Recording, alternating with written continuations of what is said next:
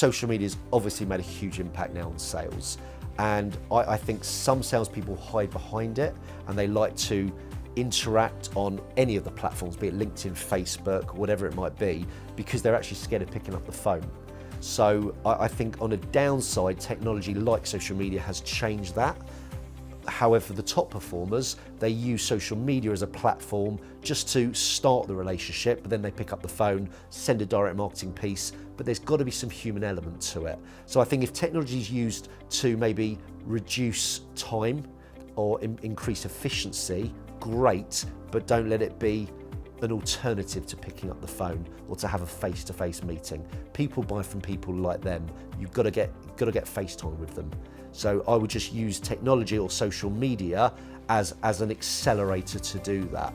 I mean, we use HubSpot, which is a great CRM system, and all it does is make sure that my team are on top of their prospects. They still pick up the phone every single day to them. They still send them relevant articles of interest to them and do a follow-up phone call. But HubSpot has helped, I suppose, their efficiencies and streamlined processes, but they still pick up the phone. So, to summarise that, I think technology is a wonderful thing for sales, as is social media, as long as it's not used as an alternative.